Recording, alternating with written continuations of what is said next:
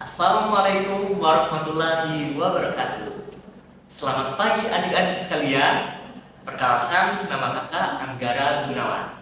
Kakak dari Fakultas Keguruan dan Ilmu Pendidikan, Program Studi Pendidikan Bahasa dan Sastra Indonesia, dengan nomor induk mahasiswa 06621182530002. Jadi, hari ini kita akan melakukan perjalanan, yaitu menyelam ke dalam Sungai Musi, ke sebuah kota kecil yang menyimpan kisah cinta abadi, yaitu Pulau Kemarau. Kalian mungkin pernah mendengar banyak cerita rakyat dari ibu, ayah, nenek, kakek saat masih kecil. Tetapi dongeng bukan hanya milik anak-anak.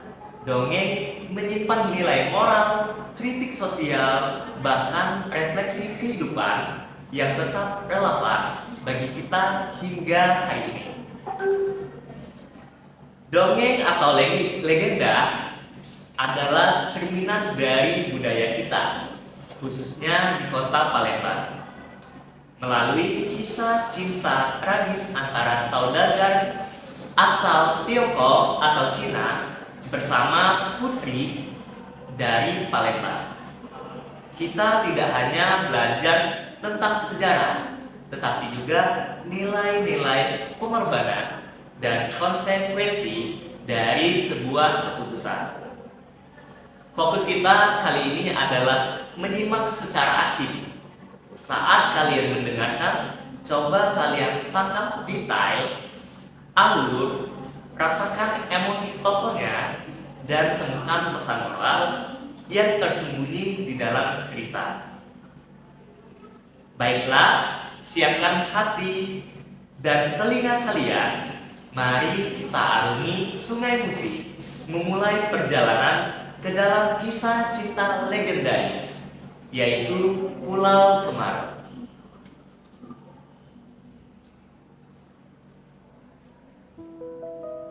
Dahulu kala, di tepian Sungai Musi, berdirilah sebuah kerajaan yang bernama Kerajaan Sriwijaya. Kerajaan tersebut dipimpin oleh seorang raja yang sudah berusia lanjut.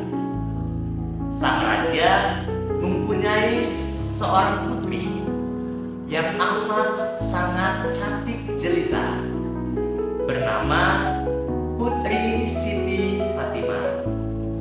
Tapi sayangnya, para pangeran dan pemuda di Kerajaan Sriwijaya tidak ada yang berani meminangnya, karena sang raja menginginkan anaknya menikah dengan putra raja yang sangat kaya raya. Suatu hari, sebuah kapal dagang dari Cina datang ke pelabuhan yang terletak di Sungai Musi, dekat dengan istana Kerajaan Sriwijaya. Kapal dagang tersebut ternyata milik dari seorang pedagang Cina yang bernama Tan Bun An.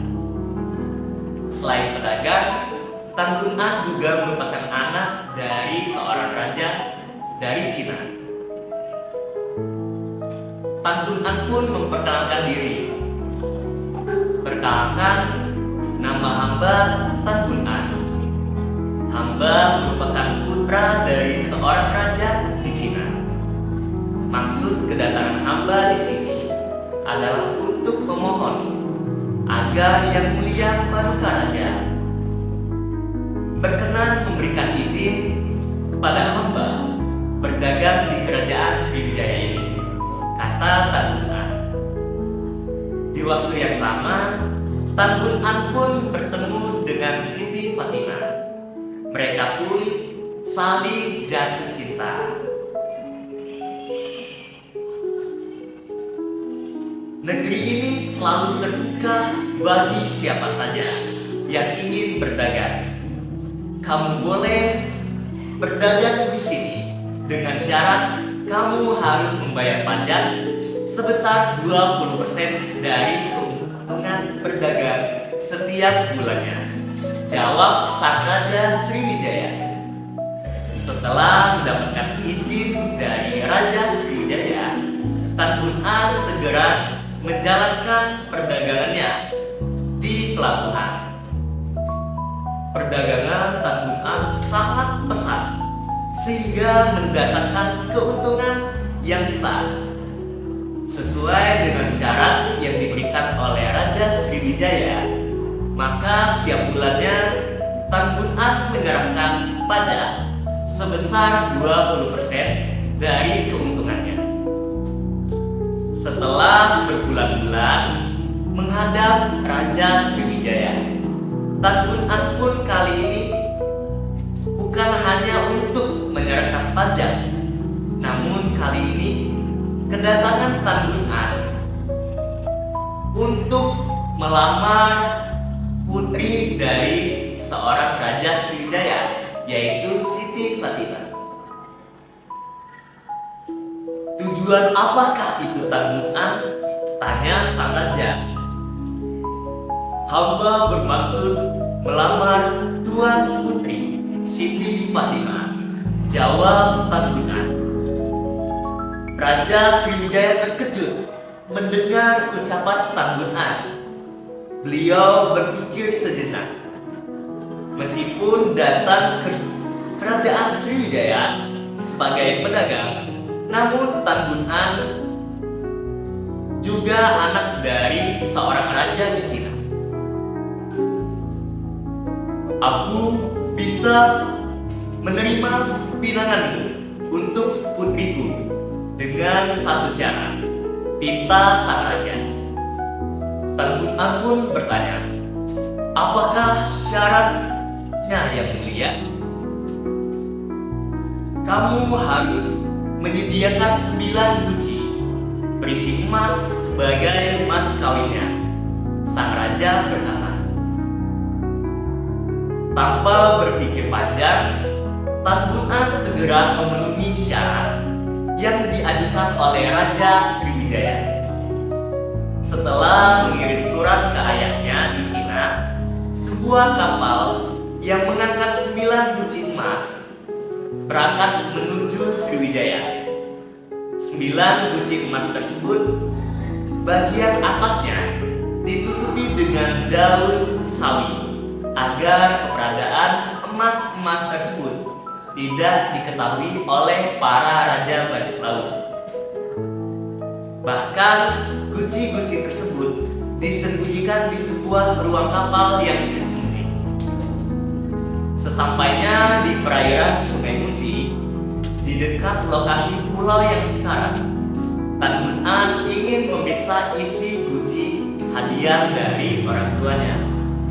Ia sangat terkejut saat melihat guci-guci itu berisi sayur-sayuran, yaitu sayur sawi. Merasa malu, marah, dan kecewa, Tan Bun An langsung menendang guci-guci itu ke Sungai Musi. Namun, saat guci terakhir ditendang, guci itu pecah di atas dek perahu dan berhamburanlah kepingan-kepingan emas yang sangat banyak.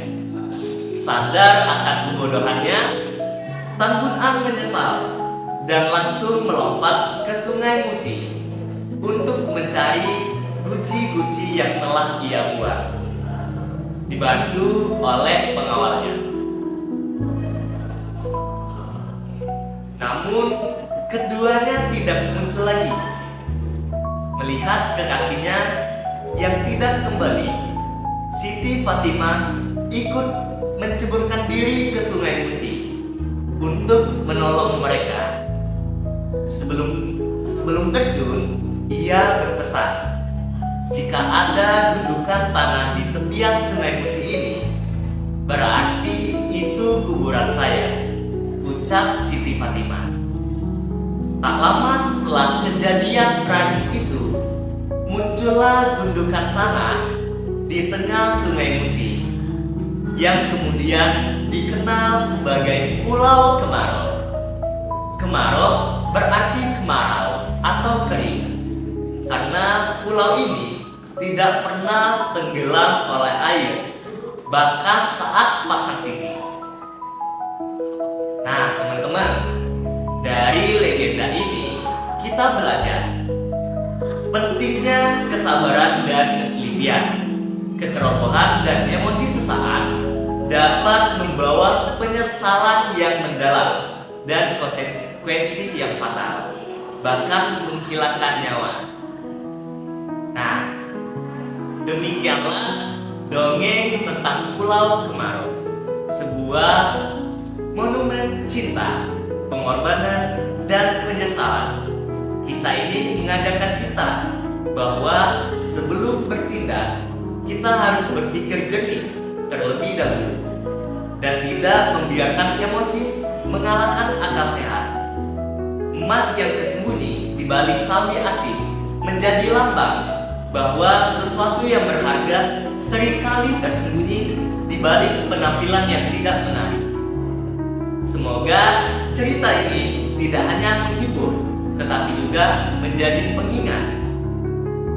Setelah ini, mari kita uji ketajaman menyimak kalian dengan menjawab beberapa pertanyaan untuk melihat sejauh mana kalian menangkap alur, tokoh, dan pesan moral dari legenda yang baru saja kalian dengarkan. Tanpa berlama-lama, cekidot.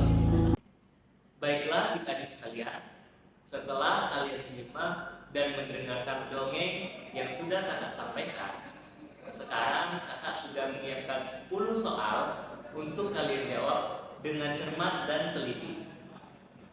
Soal ini sebagai bentuk penilaian kakak terhadap kalian.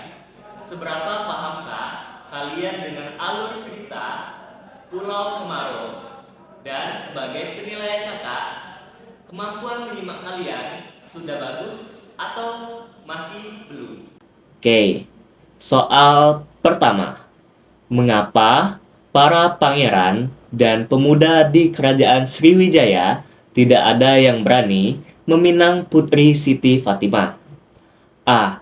Karena Siti Fatimah memiliki sifat yang dingin dan angkuh. B. Karena Siti Fatimah sudah bertunangan dengan seorang raja. C. Karena sang raja menginginkan anaknya menikah dengan putra raja yang kaya raya. D. Karena kerajaan sedang dilanda kemiskinan dan kesulitan.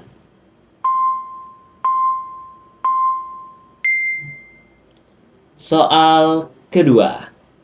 Selain sebagai pedagang, status sosial apa yang dimiliki oleh Tan Bun An di negeri asalnya, yaitu Cina?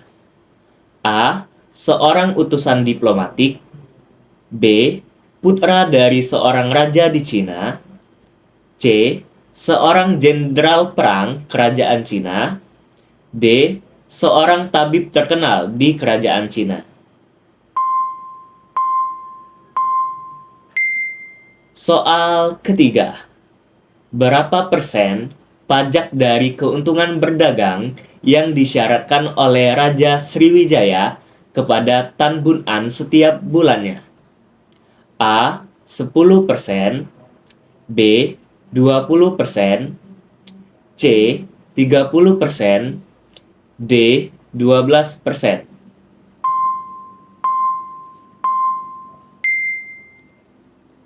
Soal keempat.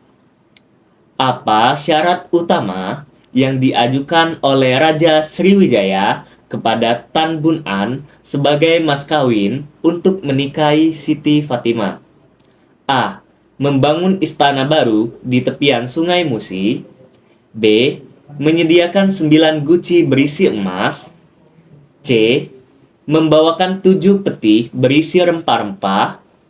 D. Menjadi pemimpin terkuat pasukan kerajaan.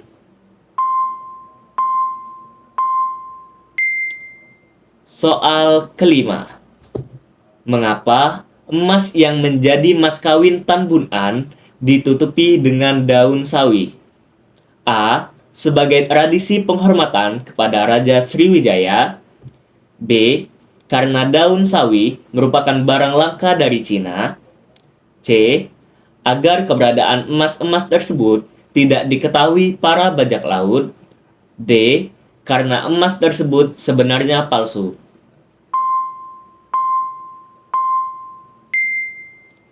Soal ke-6. Apa isi guci-guci yang pertama kali dilihat Tan Bun An sehingga ia merasa marah, malu, dan kecewa? A. Sayur sawi-sawi asin. B. Pakaian usang. C. Kosong. D. Tanah liat dan kerikil.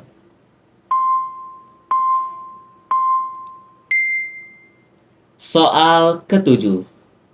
Apa pemicu yang membuat Tan Bun An akhirnya menyadari kesalahannya?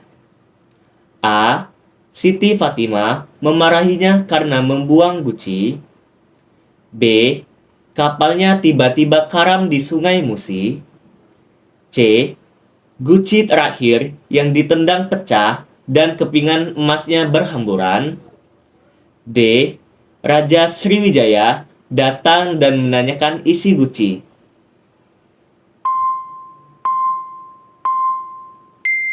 Soal ke-8. Apa yang dilakukan Siti Fatimah setelah melihat Tan Bun An dan pengawalnya tidak muncul lagi dari sungai? A. Ia meminta Raja Sriwijaya mengirim pasukan pencarian. B. Ia menangis di tepi sungai dan berdoa. C. Ia tertawa. D. Ia ikut menceburkan diri ke dalam Sungai Musi. Soal 9. Mengapa gundukan tanah di Sungai Musi kemudian dikenal sebagai Pulau Kemarok? A. Karena di sana sering hujan. B. Karena pulau tersebut tidak pernah tenggelam oleh air. C. Karena Sungai Musi ditimbun tanah. D. Karena pulau ini dihuni oleh Raja Serakah. Soal ke-10. Pesan moral utama yang dapat dipetik dari tragedi yang menimpa Tan Bun An adalah tentang pentingnya A. Menjaga harta benda dari pencurian. B. Kesabaran dan ketelitian sebelum mengambil tindakan. C. Menghormati adat istiadat kerajaan. D. Berdagang hanya dengan orang-orang terpercaya.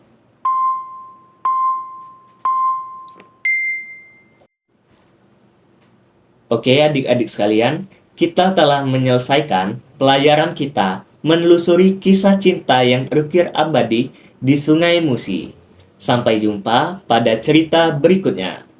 Legenda ini mengingatkan kita betapa rapuhnya hidup di hadapan emosi yang tidak terkontrol. Sebagai generasi muda Palembang, atau mereka yang belajar tentang budaya Palembang, ingatlah bahwa cerita ini adalah warisan.